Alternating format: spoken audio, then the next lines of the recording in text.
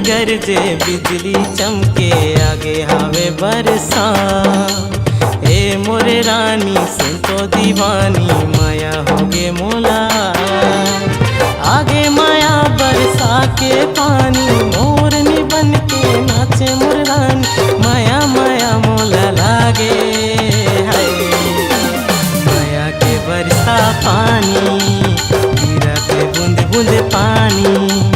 माया के बरसा पानी गिरा के बूंद बूंद पानी। बादल गरजे बिजली चमके आगे हवे बरसात। हे मोर राजा सुन तो दीवाना माया होगी मोला। आगे माया बरसा के पानी मोरनी बन के नाचो मेरी रानी। माया माया मोला लागे है माया की बरसा पानी गिरा के बूंद बूंद पानी। माया की बरसा पानी गिरा के बूंद बूंद पानी।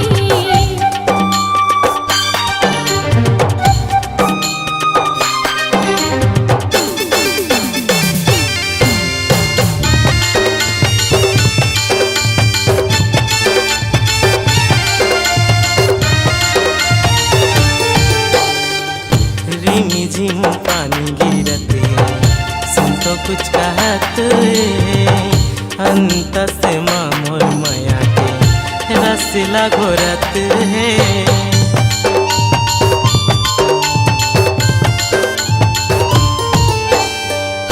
रिम झिम पानी गिरते सुन तो कुछ कहत है अंत से मोर माया के रसिला घोरत है।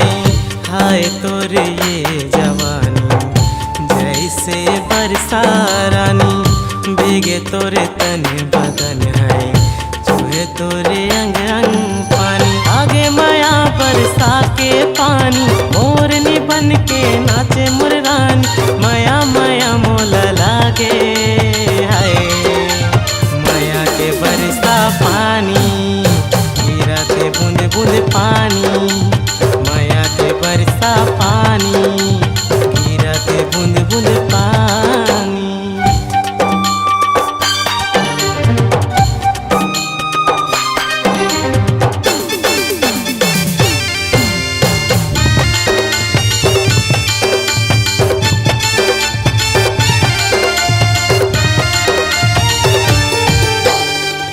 छाए हवे बदरा बादल काली घटा। देख मोला डर लागत है फिर माथो किन्हा।